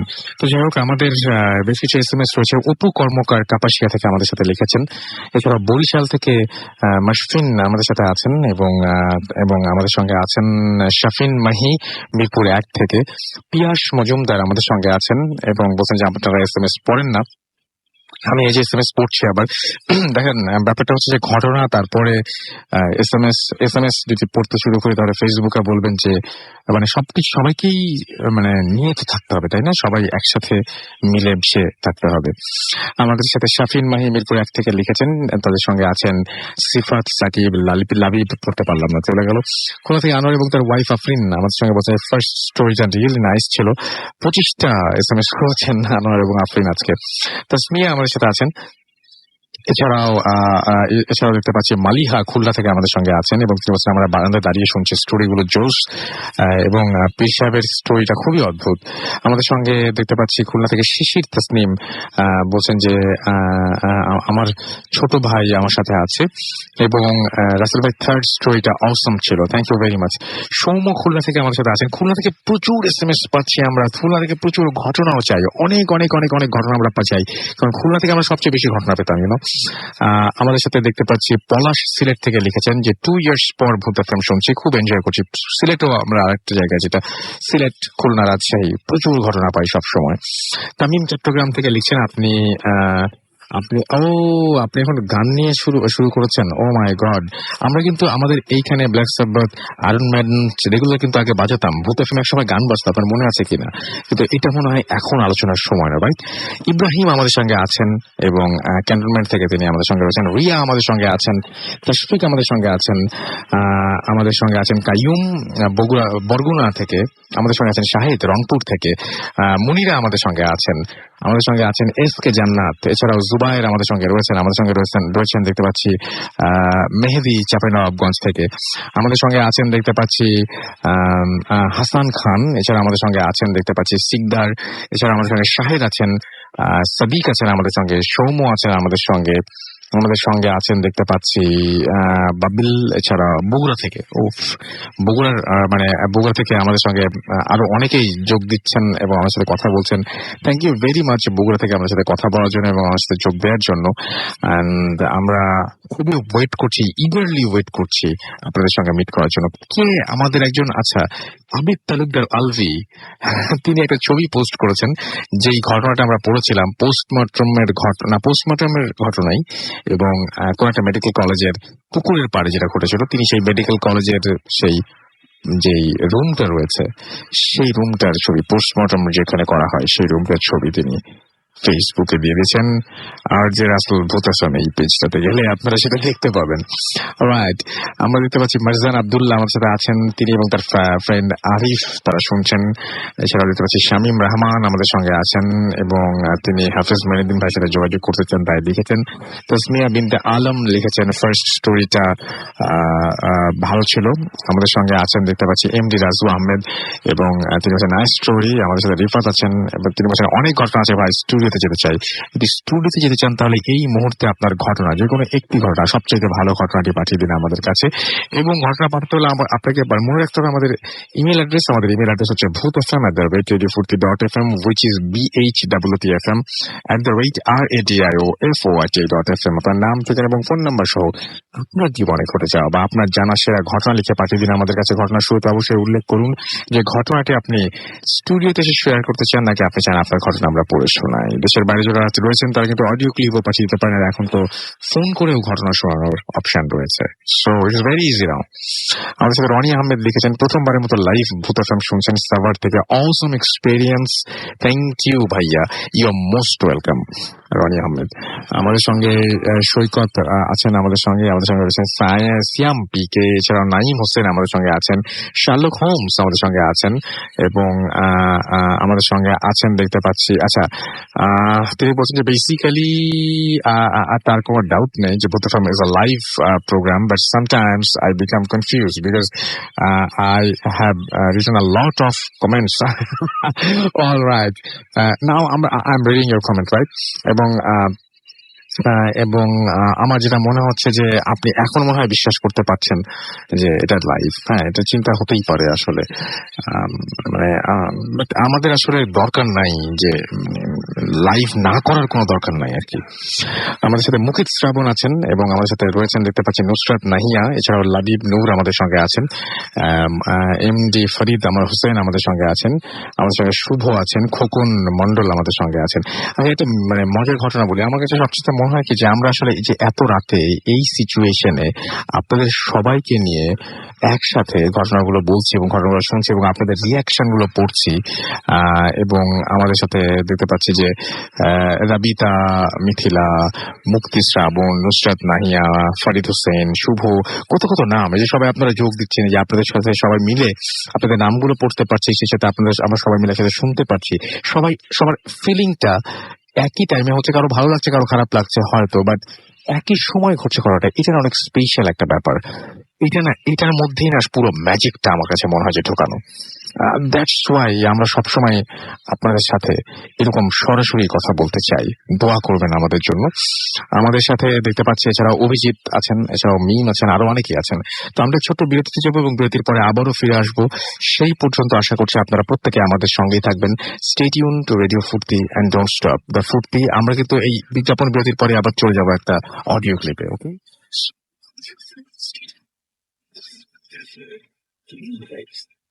Live.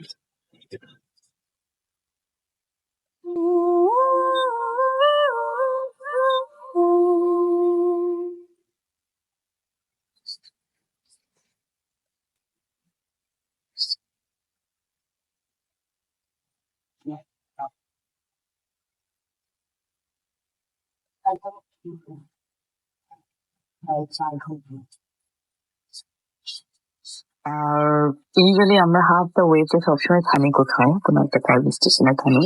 তো জার্নিটা একটা না করি না আর কি। আমি সেদিন ড্রাইভ করছিলাম, তো আমরা রওনা দিই হয়তো 6টার দিকে হবে। এক্সাক্ট টাইম আমার আসলে মনে থাকে না।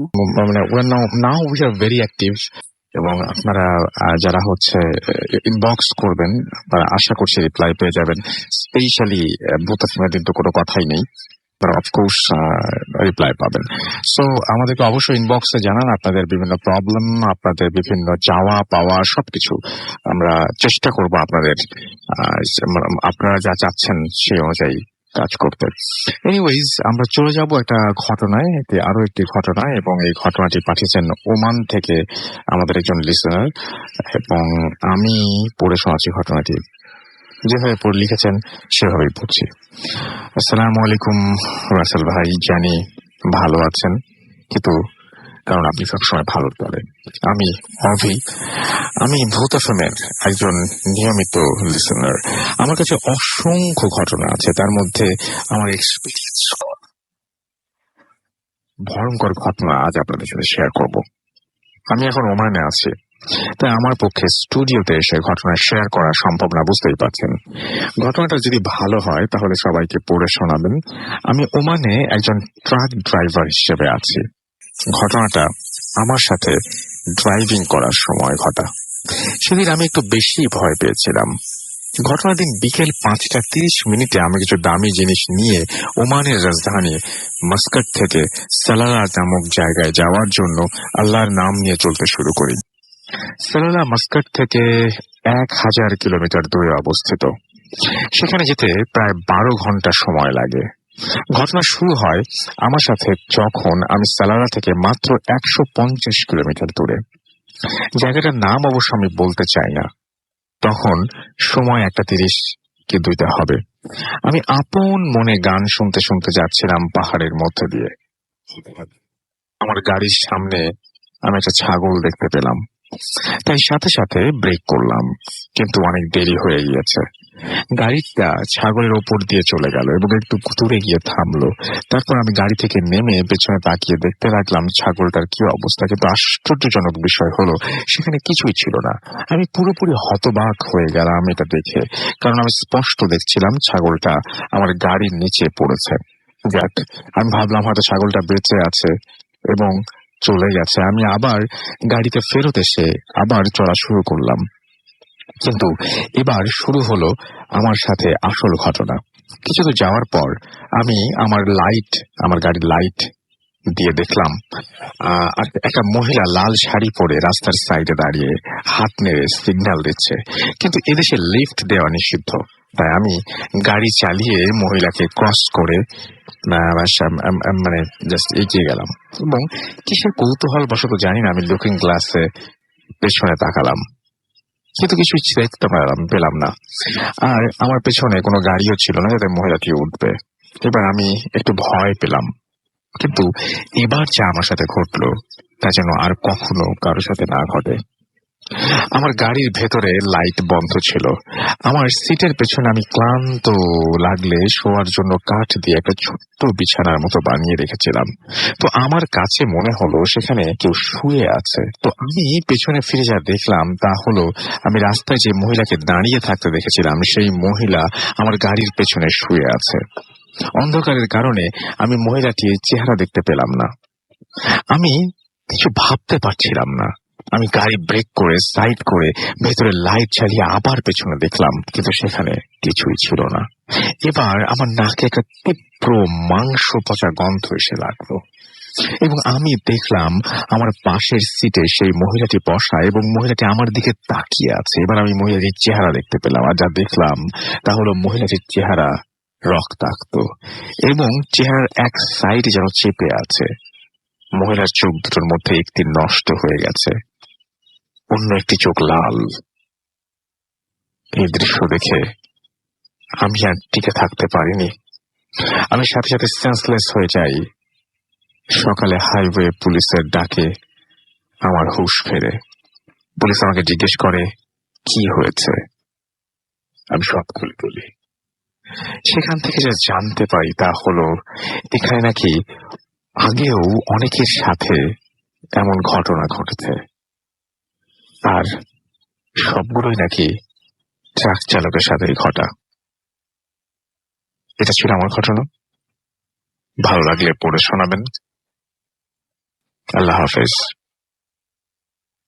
আবির হাসান, অফি। এখন ঘটনা হচ্ছে যে এই মহিলাকে হতে পারে যে ইনি হয়তো ট্রাক ড্রাইভারের সাথেই বারবার ঘটছে, তার মানে ইনি হয়তো কোন ট্রাক ড্রাইভার তারাই ক্ষতিগ্রস্ত হয়েছেন। সেই জন্য হয়তো ট্রাক ড্রাইভাররাই তাকে দেখতে পান বারবার ঘুরে ফিরে প্রতিবার, এবং বিভিন্ন বিপদের সম্মুখীন মানে বিপদ তো আর হয় না।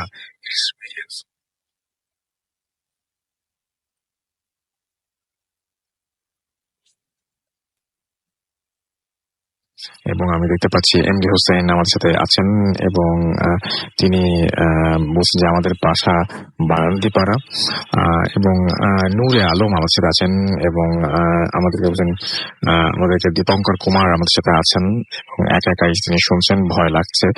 আমাদের এমডি লিটন আমাদের সঙ্গে আছেন দেখতে পাচ্ছি, আমাদের সঙ্গে আছে। আচ্ছা, তিনি মোবাইল নাম্বার দিয়ে দিয়েছেন পাবলিক, মানে এটা তো পাবলিক একটা পেজ, তো এই পেজ এটা পোস্ট, পাবলিক পোস্ট, এবং সেই পোস্টে আপনি নাম্বারটা দিয়ে দিয়েছেন।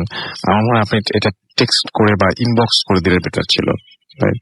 এছাড়াও আপনি যদি কথা বলতে চান তাহলে আপনি নেক্সট উইকে, আজকে আর কথা বলার টাইম নেই, আমার মনে হয় নেক্সট উইকে আপনি আমাদের ইনবক্স করলে আমরা চেষ্টা করবো আপনার সাথে কথা বলার। আচ্ছা, যাই হোক, আমাদের সাথে দেখতে পাচ্ছি যে হেলাল আকাশ লিখেছেন খুব ভয় লাগছে। প্রশান্ত মধু আমাদের সঙ্গে আছেন, এবং তিনি বলছেন যে তিনি একটা শুনছেন, গ্রেট শো লিখেছেন আমাদেরকে, এবং তিনি I have some horror stories, real horror stories, এবং তিনি বলছেন যে তার গ্র্যান্ডফাদার মানে এক্সপিরিয়েন্স করেছেন এগুলো, এবং তিনি বলছেন I want to share them. Thank you very much আমাদের সাথে এই আগ্রহটা দেখানোর জন্য। আপনি ভূত FM@radio40.fm এই অ্যাড্রেসে আপনার ঘটনা পাঠিয়ে দিন। রুবেল রনি আমাদের লিখেন best programme radio Foorti and মানে all radio, thank you so much. আমাদের সাথে দেখতে পাচ্ছি যে আল সাবের লিখেছেন, তিনি অ্যাপ দিয়ে শুনছেন।